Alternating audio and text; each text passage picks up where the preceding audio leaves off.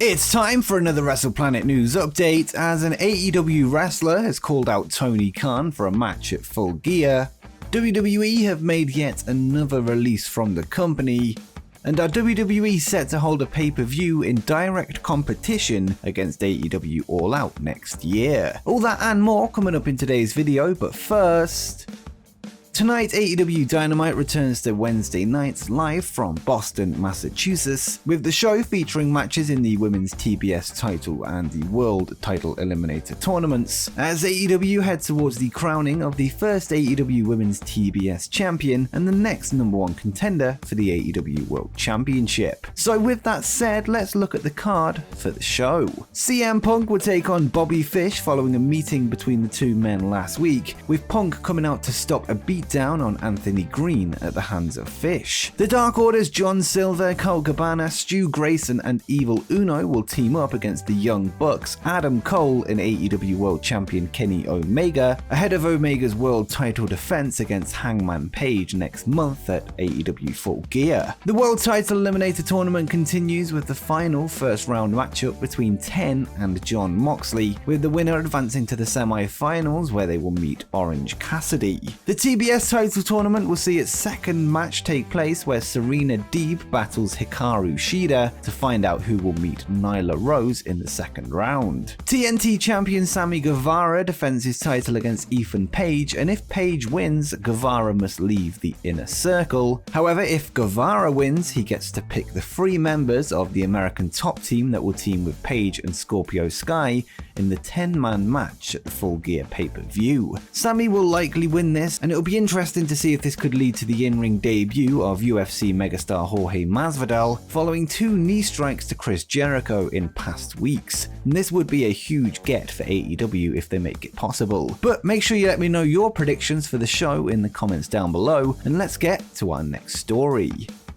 Last night, NXT held the Halloween Havoc 2021 special, with horror movie star Chucky as the mascot for the show. The night would see 4 of the 5 NXT belts on the line, with 3 of them changing hands. The first match would see Io Shirai and Zoe Stark put their NXT Women's Tag Team Championships on the line in a triple threat ladder match against the team of Indy Hartwell and Persia Pirotti, as well as Gigi Dolan and JC Jane of Toxic Attraction. In the end, new champions would be crowned when Toxic Attraction grabbed the belts from above the ring to kick off a successful night for the faction. And correct me if I'm wrong, but I think Gigi Dolan, formerly known as Priscilla Kelly, is now the first former AEW wrestler to win a title in WWE. Later in the night, the head of the group, Mandy Rose, defeated Raquel Gonzalez following interference from a woman in disguise who laid Gonzalez out with a shovel, leading to a pinfall from Rose. It was then revealed that it was Gonzalez's rival Dakota Kai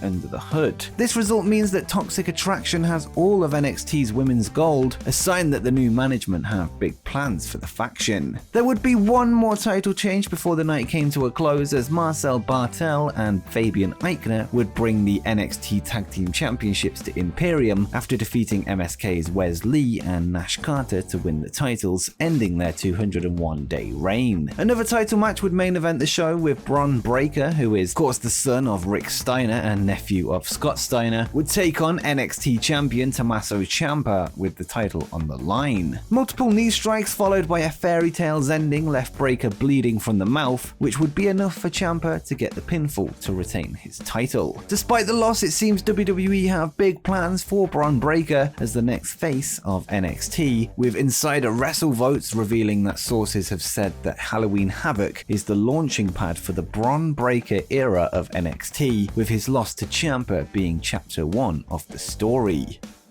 And next up, we have another update on the AEW status of Tony Nese, who recently appeared in the front row at AEW Dynamite and wrestled at the recent AEW Dark tapings. According to Dave Meltzer of Wrestling Observer Radio, the former WWE Cruiserweight Champion has put pen to paper and signed a contract with All Elite Wrestling, although this still hasn't been confirmed by AEW themselves, and no Tony Nese's All Elite graphic has been released as of this recording. This report was later backed up by Nese himself, who spoke spoke with Chris Van Vliet on the Insight podcast this week to break the news. Nice would list CM Punk, Bryan Danielson, and Kenny Omega as his dream opponents, and stated he looks forward to getting back in the ring with Alex Reynolds, John Silver, and Ethan Page, who he has worked with in the past.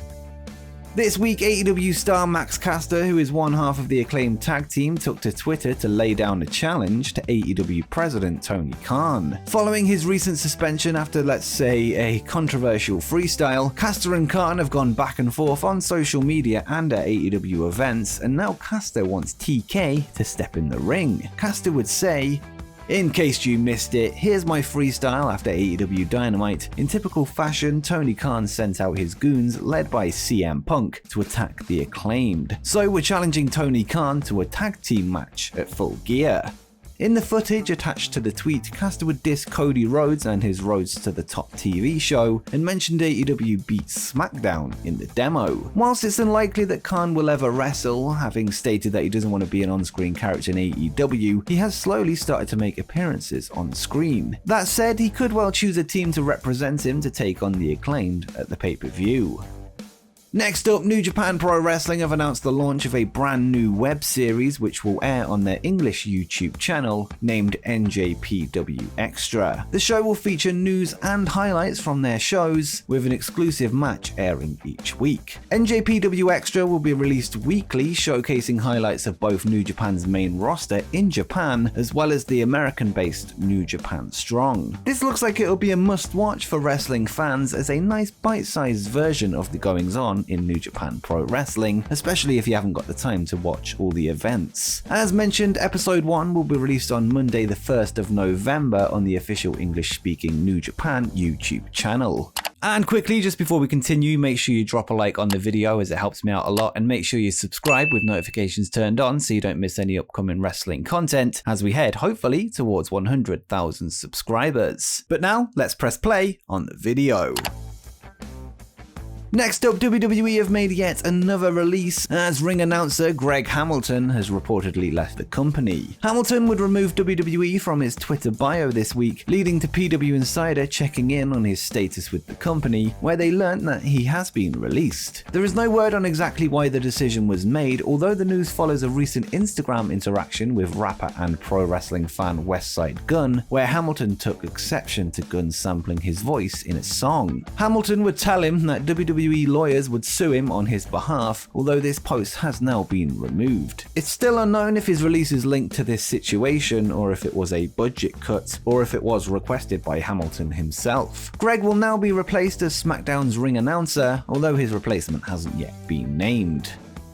And finally, it seems that WWE could be set to step up their counter-booking strategy against AEW with a potential pay-per-view clash set for next year in September. This week, WWE announced their pay-per-view schedule, which reads as follows. On Saturday, January the 1st, there will be an event called Day 1 at State Farm Arena in Atlanta, Georgia. On Saturday, January the 29th, the Royal Rumble will be held at the Dome at America's Center in St. Louis, Missouri. On Saturday, April 2nd and Sunday, April 3rd, WrestleMania 38 will be held at the AT&T Stadium in Dallas, Texas. On Sunday, May 8th, there is a yet-to-be-named pay-per-view at Dunkin' Donuts Center in Providence, Rhode Island. Sunday, June 5th will be yet another unnamed pay-per-view at Allstate Arena in Chicago, Illinois. Saturday, July 2nd is Money in the Bank at Allegiant Stadium in Las Vegas, Nevada. Saturday, July 30th is SummerSlam at Nissan Stadium in Nashville, Tennessee. And this is the one that we're looking at. Saturday, September 3rd or Sunday, September 4th will be a pay-per-view at a to-be-decided location. And finally, on Saturday, November 26th, Survivor Series will be held at the TD Garden in Boston, Massachusetts. Most notably in the schedule is the Labor Day weekend event listed under Saturday, September 3rd or Sunday, September 4th, which is listed as a nameless pay-per-view. Over the last 2 years, AEW have held their All Out pay-per-view on Labor Day weekend, weekend, meaning that we could be set to see the two promotions compete for pay-per-view buys on the same night, or Peacock subscriptions on WWE side of things. The undecided date has led to some speculating that WWE are waiting for AEW to make the first move and announce All Out before WWE pick their date. Whilst this seems to be the plan within WWE, it's likely AEW would want to avoid this and would be willing to shift their plans to stop this happening. It's also worth noting that Dave Meltzer is reporting that WWE is planning on holding their September pay-per-view in the United Kingdom, with reports of Wembley Stadium in London or the Millennium Stadium in Cardiff being potential locations. This could explain why the show has no name as of now, with this likely being a UK-themed name, probably something to do with the royal family, cups of tea, or something like that. It was expected that the UK pay-per-view would be at SummerSlam as a 30-year celebration of the last UK SummerSlam in 1992, but it has been confirmed that this will take place in Tennessee. And before you go, make sure you check out my video where I discussed the secret wrestling returns of CM Punk before he showed up in AEW.